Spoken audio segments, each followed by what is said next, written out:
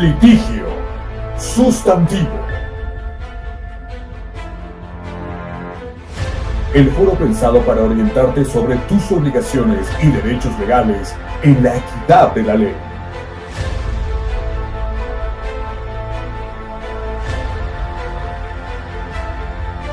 Litigio sustantivo. Tu deber, tu derecho, tu derecho, tu deber. Con el licenciado Francisco Vázquez.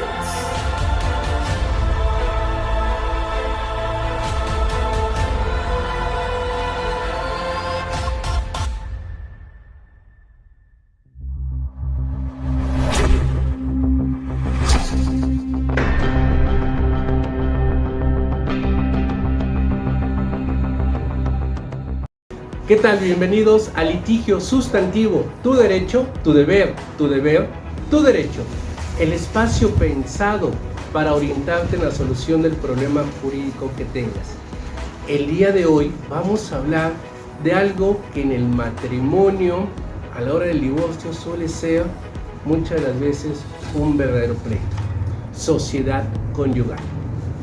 Cuando nos casamos, siempre el juez del registro del Estado Civil, la idea es que antes de celebrar el matrimonio tal cual, pregunta, ¿este matrimonio lo van a celebrar bajo sociedad conyugal o separación de bienes? Sociedad conyugal es lo que antes le llamábamos bienes mancomunados. ¿Qué quiere decir esto? Que todo lo que se adquiera a partir de la celebración del matrimonio, el 50% por sociedad conyugal será para el varón y el otro 50% para la mujer. Que bueno, debemos tomar en cuenta que si ya en la actualidad hablamos de matrimonios igualitarios que se casan bajo el régimen de sociedad conyugal, entonces diremos el 50% es para un cónyuge y el otro 50% es para el otro, es decir, 50 y 50%. Entonces, todo lo que se adquiera de casas, de vehículos, de derechos, de acciones, todo lo que signifique un crédito, un dinero, una propiedad, el 50% es de cada uno de los cónyuges, no obstante que la escritura, que la factura esté a nombre de uno de los dos. Sin en cambio, reitero, por sociedad conyugal es 50 y 50. Por lo tanto, ¿qué sucede en el divorcio? En el divorcio se declara disuelto el vínculo jurídico del matrimonio si hay hijos, guarda y custodia, alimentos, visita y convivencia. Pero lo que nos ocupa el día de hoy es sociedad conyugal. Por lo tanto, cuando realicemos la solicitud de divorcio, tenemos que crear o hacer un inventario. En ese inventario vamos a establecer qué bienes se adquirieron durante la vigencia del vínculo jurídico del matrimonio. Reitero, casas, vehículos, cuentas, acciones, todo lo que se hubiera hecho. Y la ley establece en principio, ustedes que se están divorciando, ustedes que de manera conjunta crearon ese patrimonio, pónganse de acuerdo. Entonces la casa fulana de tal se le queda a tal cónyuge, la otra casa a tal cónyuge, los vehículos, es decir, lo que ustedes decidan es lo adecuado. El problema es que en un juicio, como intervienen las emociones mal encausadas o muchas de las veces los consejos de alguien que no es lo más adecuado, entonces viene el conflicto. Por lo tanto, si bien es cierto, vamos a exhibir ese inventario y el juez va a declarar por terminada la sociedad conyugal. ¿Qué quiere decir eso? Hasta la fecha en que el juez lo declara así, queda terminada. Entonces, todos los bienes que forman parte de esa sociedad conyugal en ese periodo de tiempo, 50 y 50%. Ahora pasamos a la liquidación de la sociedad conyugal. Y es ahí donde los bemoles, las situaciones van a comenzar muy fuertes si no hay un acuerdo previo entre los cónyuges para que de manera voluntaria para que de manera consensuada, es decir, con consentimiento, puedan decir qué se le queda a cada quien. Entonces la ley establece, si no se pusieron de acuerdo, ok, en la liquidación de sociedad conyugal, avalúos. Cada uno de los cónyuges tiene el derecho de ofrecer un perito. Y ese perito va a decir, oye, este bien, esta propiedad vale tanto. ¿Qué es lo que sucede en los avalúos? Generalmente los avalúos, pues hay dos. Uno, el valor catastral, hablando de un inmueble. Y el otro es el valor comercial de ese inmueble. También de los vehículos, bueno, oye, es que ese coche está bien cuidadito y vale tanto. Sí, pero de acuerdo al famoso libro azul, vale tal cantidad. Entonces ahí es donde viene el pleito, primer punto, para determinar cuál es el valor de cada uno de los bienes que conforman la sociedad conyugal. Una vez que se supera ello con perito de cada una de las partes, un perito muy seguramente tercero en discordia, el juez va a poder determinar el valor de ese inmueble o de ese vehículo o de los bienes que formen parte de la sociedad conyugal. Y una vez que dicta el juez la resolución, la sentencia interlocutoria de liquidación, ahora, oye, ¿qué vamos a hacer? Si no nos pusimos de acuerdo en cómo dividirlo, ahora vamos a proceder a la venta de esos bienes para que con el producto de la venta, 50% para uno y 50% para el otro progenitor.